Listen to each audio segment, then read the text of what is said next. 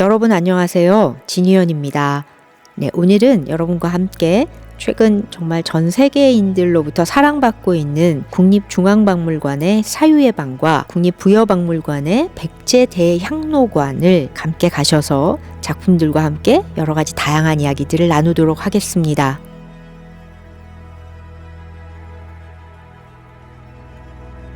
이 두 작품이 전시되어 있는 이 방은 우리가 이제 사유의 방이라고 부르고, 사유의 방이라는 이제 이름 자체가 이 두 부처가 이제 반과 사유하고 있다라는 거기에서 이름에서 따온 것인데요. 전시실도 상당히 아주 높게 평가되고 있습니다. 이 전시실은 2021년에 조성이 되었고요. 그 당시에 이제 민병찬 국박관장이 건축가인 최욱 선생한테 부탁을 해서 이 방을 만들었습니다. 전시장에 들어가시는 길에는 우리가 마치 어떤 신전에 들어가듯이 일상의 공간과 이렇게 약간 경계가 지어지는 듯한 느낌을 건축적으로도 주고 있습니다. 공간의 영적인 상태로 진입하는 그런 것을 경험하게 됩니다. 굉장히 큰 방이 있고요. 말씀드린 두 개의 불상이 둥그런 좌대 위에 각각 놓여 있습니다. 이 건축적으로 봤을 때 이 공간이 상당히 흥미롭다고 제가 느낀 것은 앞에서 말했던 그런 어떤 성전에 이르는 듯한 과정을 공간적으로 구현해 준 것도 그렇지만, 또 보면 벽을 약간 이제 이렇게 둔각의 벽을 만들었어요. 그러니까 네모 반듯하지 않고 벽이 위로 올라갈수록 위로 퍼지는 느낌을 줍니다. 그래서 그 위에 하늘에 무언가 하고 이렇게 닿으려고 하는 것을 형상화한 듯한 그런 느낌을 주고 있습니다. 그 원이라는 모티프를 굉장히 많이 썼습니다. 불상이 이렇게 올려져 있는 좌대도 동그란 형태고, 그 밑에 그 둘을 모두 품고 있는 좌대 역시 커다란 원형입니다. 그리고 천장을 이렇게 올려다 보면 그 각각의 불상 위에 동그란 조명이 들어와 있습니다. 벽은 전반적으로 불빛이 어느 정도 있지만 바닥과 천장이 모두 어둡기 때문에 두 개의 불상에만 하이라이트를 받는 것처럼 보이고, 다른 어떤 것도 우리 시선을 방해하지 않습니다. 굉장히 연극적이고 드라마틱한 작품 제시 방법이라고 생각이 듭니다. 원이라는 것은 보통 이 현실과 벗어난 하늘의 모습, 또는 이제 흔히 말하는 내세 또는 이 물질 세계를 벗어난 어떤 그런 단계를 이제 상징해주는 일종의 도형이고요. 원을 이용해서 그 종교적인 인물을 묘사했던 것은 서양도 마찬가지고 동양도 마찬가지인데, 오늘 여기에서는 그 원을 이 공간이 얼마나 잘 효과적으로 쓰고 있는가를 또한 보여주었습니다.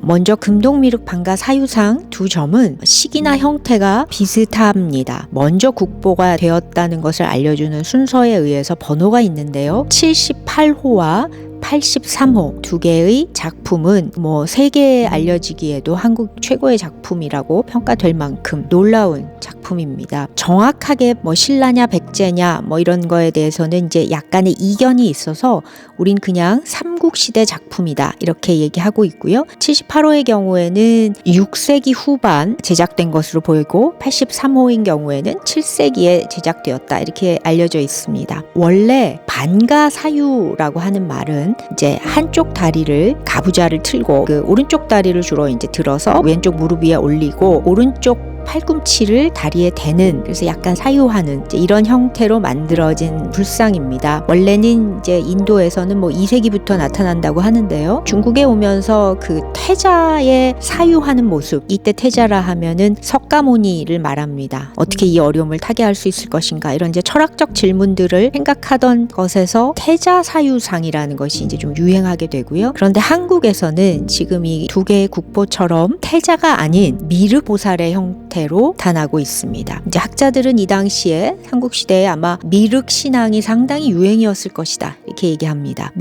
그런데 미륵불은 엄청난 미래에 올 내세불입니다. 그리고 그 미륵불의 가장 큰 특징은 미래의 희망, 즐거움, 쉼, 어떤 긍정적인 단계를 설명하고 상징해 준다는 겁니다. 그래서 이 두 가지, 중생의 어려움, 중생이 겪고 있는 그 현실적인 고난을 사고하고 묵상하던 방가사유상이 미륵이라는 어떤 희망의 존재로 결부되어서 나타나는 것이 지금 여러분이 보고 있는 이 두 개의 불상의 모습입니다.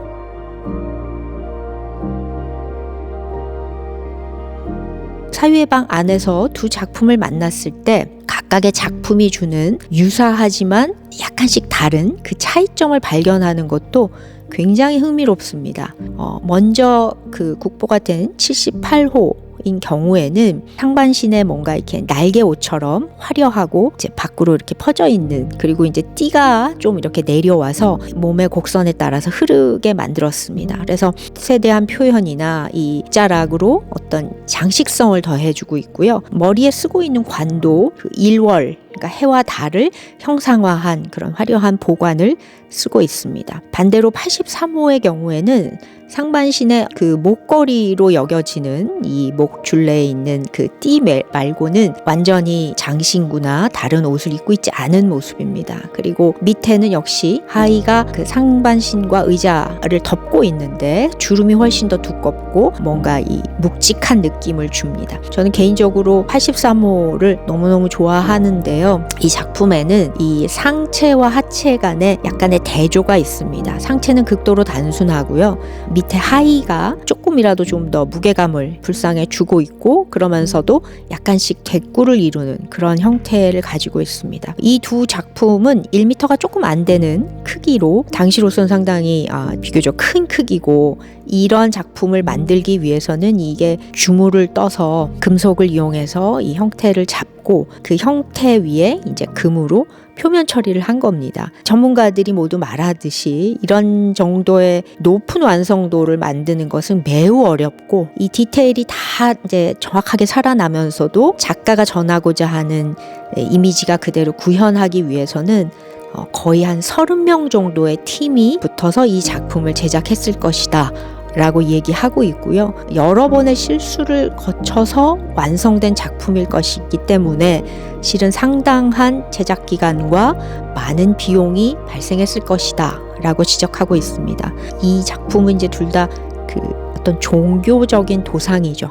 그래서 예술적으로도 뛰어나지만 제일 큰 목표는 이것을 바라보는 일반 국민들한테 이 작품을 통해서 많은 마음의 위안과 어떤 삶에 대한 감사, 그리고 내세에 대한 희망을 가지도록 해주는 그런 종교적인 목적이 가장 중요했다고 저는 생각합니다. 그런데 그 종교적 완성도 역시 너무너무 뛰어난 작품이죠.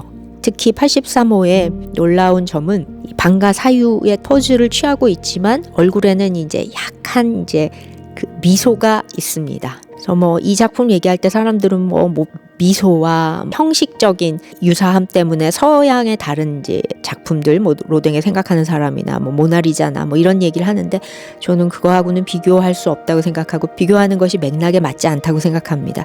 당연히 시기적으로도 이 작품이 훨씬 앞서지만 시기를 떠나서 작품이 가지고 있는 가장 큰 본질은 결국 인간과 사회 그리고 종교의 기능에 대한 매우 높은 성찰에서 나왔다, 저는 이렇게 생각합니다.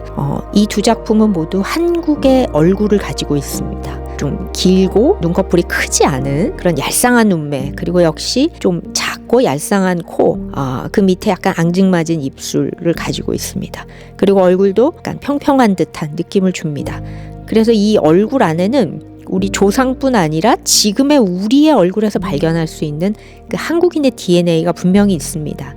그런데 그 한국인의 DNA에서 머물지 않고 거기에서 약간 더 이상화된, 아름답기도 하고 그러면서 약간 신비스럽기도 하고 그런 얼굴의 외형의 어떤 특징이 있습니다. 또한 이들이 짓고 있는 이 옅은 미소는 결국 그 우리 조상들이 보여줬던 그 지혜의 한 표본이라고 생각하는데, 이 불상이 보여주는 것 같은 탈속과 영원으로 가려고 하는 그곳에서 발견할 수 있는 어떤 득도의 미소, 그러면서도 종교적인 심성, 이런 것을 정말 아주 결정체로 보여주고 있다, 이렇게 생각이 듭니다. 이 사유의 방이 여러 면에서 굉장히 뛰어나지만 이 두 개를 이렇게 전시함으로써 제가 처음에 서두에서 말씀드렸듯이 정말 한국 사람이라면 누구나 정확히 알고 그것의 가치와 예술적인 그 완성도 뿐만 아니라 과거 조상들이 보여줬던 어떤 지혜의 깊이를 우리가 같이 다 공유할 수 있게 됐다는 점이 가장 큰 이 작품의 그리고 전시의 장점이자 기록할 만한 정말 박수를 보낼 만한 부분이다 이렇게 생각이 듭니다.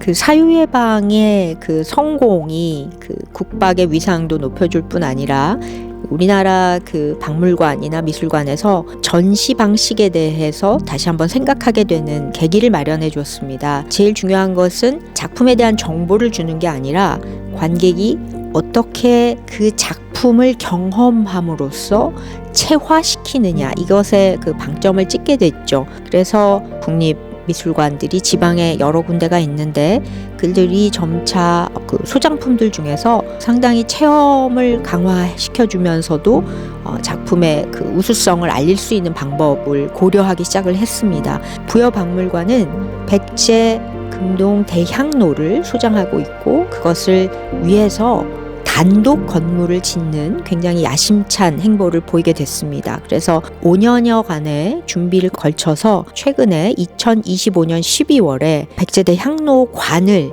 오픈했습니다. 이 전시장은 당연히 부여박물관 내에 있지만 건축적으로는 이제 밖에 지어서 그것들을 같이 이제 연결시키는 방식으로 완성이 되었습니다. 많은 관객들이 최근에 그곳에 가고 있는데요. 이 작품을 전시한 방식은 사유예방과 유사한 면이 없지 않아 있습니다. 그 부여박물관의 3층에 가면은 이 금동관의 방이 있습니다. 어두운 복도를 향해서 걸어가다 보면은 이 설명과 함께 그 앞에 전시장이 나타납니다. 전시장은 역시 굉장히 넓은 공간에 대학로를 가운데 두고 있습니다. 그 조명과 여러 가지 위치나 이런 모든 면에서 우리의 그 관심을 딱 한 몸에 받고 있는 상태입니다. 사유예방처럼 전체 공간에서의 벽면은 이제 밖으로 갈수록 약간 벌어져 있는 그런 모습이고요. 전체적으로 방은 상당히 어둡습니다. 이 대학로관에는 향로의 여러 디테일들의 이미지를 벽면에 조그만하게 표현을 해 놓고 있습니다. 그래서 이 공간이 어둡지만 그 안에서 마치 숨은 그림 찾기처럼 여러 가지 정보들이 그 안에 숨어 있습니다. 대학로 위로 이렇게 펜스가 매달려 있는 듯하게 조성이 되어 있습니다. 그것이 조명과 여러 가지 밖의 공간하고의 또 다른 구분을 해주고 있습니다. 우리는 자연스럽게 대학로에게 아주 집중하게 되어 있는데요. 건축적으로 상당히 멋있게 잘 되어 있는 작품입니다.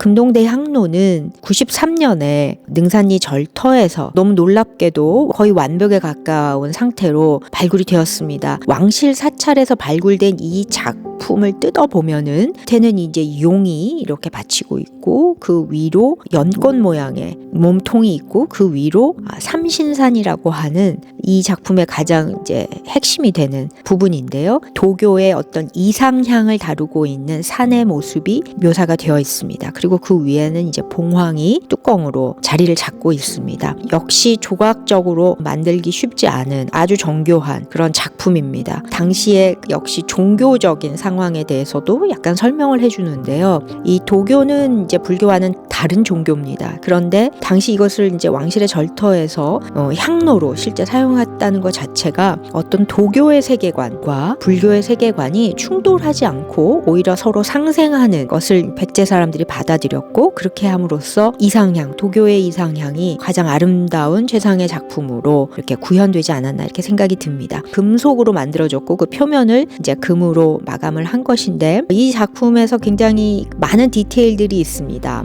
삼신산이라고 하는 그 도교의 일종의 이상향의 모습에는 여러 개의 산봉우리들이 있고요. 거기를 둘러싼 이제 5명의 악사들이 실제 악기를 연주하고 있고요. 그 산봉우리 안에는 여러 종류의 동물들이 있고 그 신선들이 있습니다. 그러니까 그 디테일을 하나씩 찾아보면 굉장히 많은 이야기들이 그리고 많은 등장인물들이 많은 형상들이 당시 어떻게 묘사되고 어떤 식으로 펼쳐지고 있는가를 보여주고 있습니다. 마치 한 편의 드라마 같은데요. 위에 이제 봉황까지 얹으면서 이것은 이제 완벽하게 어떤 신화나 우리가 꿈꾸는 어떤 현실을 벗어난 놀라운 공간을 구현해 주면서도 이 향로라고 하는 하나의 기능을 가진 물체로 완성했다는 것이 당시 상당히 주목할 만한 놀라운 부분이라고 생각이 듭니다.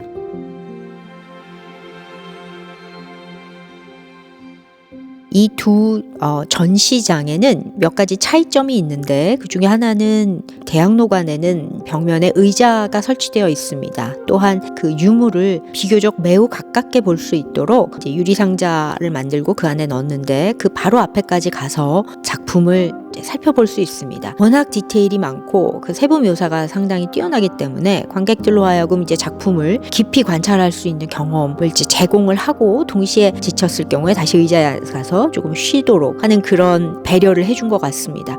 반대로 그 사유의 방은 의자가 없고 이제 유물을 직접 맨눈으로 볼 수는 있으나 거리가 있죠. 이제 이 작품에 가까이 갔을 때 뭔가 큰 사고가 나지 않도록 하기 위함도 있지만 저는 이 작품은 이제 디테일보다는 작품이 주는 전체적인 아우라 그 힘이 너무 커서 우리로 하여금 약간의 거리를 두고 오히려 이 작품을 감상하도록 하는 것이 더 작품 감상에 도움이 된다고 생각하지 않았나 이런 생각이 듭니다. 사유의 방이 원의 모티프를 여러 번 반복해서 쓴 것과는 약간 구분되어서 대학로관에서는 주로 이제 사각형이 육지, 땅을 이제 상징하는데 사각형을 좀 더 반복적으로 많이 쓰고 있습니다.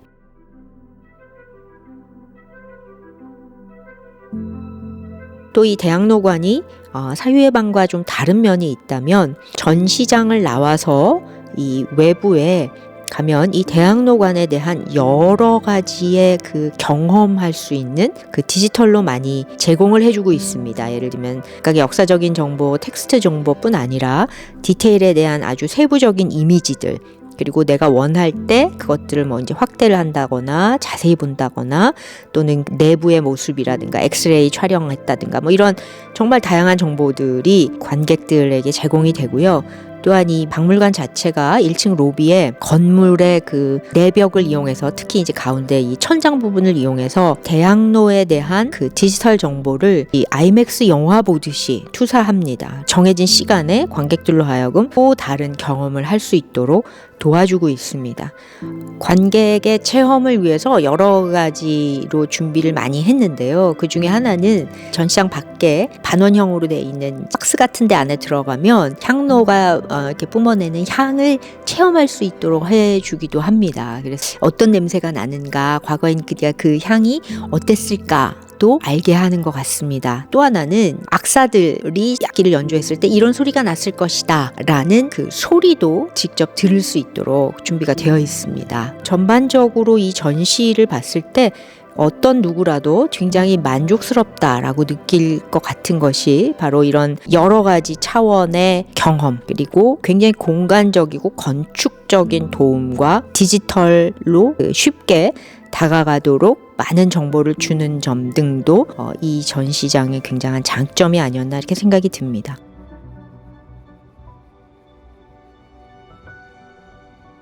오늘 여러분들한테 같이 이제 3가지 작품을 봤습니다. 3작품 모두 다 분명하게 한국을 대표하는 너무나 그 명작들이고 또 상당히 오랜 시간 전에 만들어진 역사적인 작품들입니다. 예술적인 완성도도 너무 높지만 뿐만 아니라 이 작품들을 보면 그 당시 사람들하고 우리가 다시 만날 수 있다 이런 생각이 듭니다. 또한 오늘날 현재 그 관객들이 우리가 이제 굉장히 다양한 매체와 인터페이스에 노출이 돼 있는데 그것들을 만족시켜 주려고 하는 미술관의 노력들 그리고 많은 어떤 기술 일종의 자본을 집약해서 제시하고 있는 이런 특별관 제작 같은 것들은 상당히 동시대성을 잘 갖추고 있다 이렇게 생각이 들고요. 앞으로 더욱 많은 곳에서 이런 즐겁고도 유쾌하고 그리고 의미 있는 이런 전시들이 많이 속속 등장하지 않을까 기대해 봅니다. 여러분 다음에 뵐 때까지 건강하시고 행복하시길 바라겠습니다. 감사합니다.